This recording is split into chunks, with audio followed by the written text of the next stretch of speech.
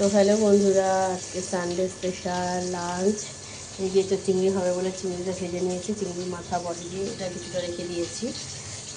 আর এই যে মশলা কষাচ্ছি, এখানে হচ্ছে শুধু পেঁয়াজ ভাজা হয়েছে আর আদা রসুনের পেস্ট দিয়ে দিয়েছি।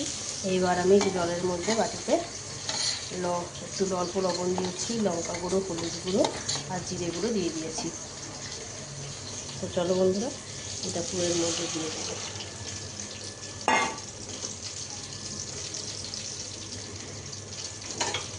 এটা একটা সুন্দর কালার এসে যাবে।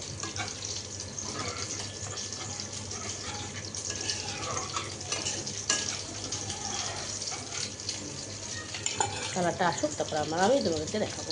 আর এদিকে করবো বাবলা মাছের ঝাল, আর ইলিশ মাছের মাথা দিয়ে করবো লাউ ঘন্ট। লাউ কিন্তু এখনও কাটা হয়নি, মাছটা ভেজে রাখবো, লাউ ঘন্টটা একটু পরেই করবো। আর এই যে আমার এঁচোড় চিংড়ি মাছ ছাড়া ছিল,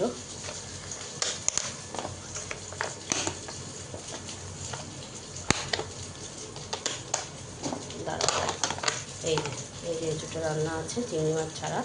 আর একটু মশলা কষাচ্ছি। আর এই যে টক ডালটা তো জাস্ট একদম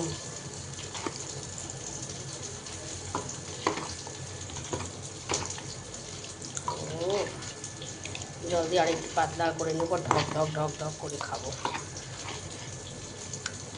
তো চলো বন্ধুরা, এই হচ্ছে আজকে লাঞ্চ, সানডে স্পেশাল এঁচোড় চিংড়ি, পাবদা মাছের ঝাল আর টক ডাল। তো চলো টাটা। মশলাটা পুরো কষে একদম তেল ছাড়বে, তারপরে আমি চিংড়ি দেবো, এঁচোড় দেবো। Bye bye.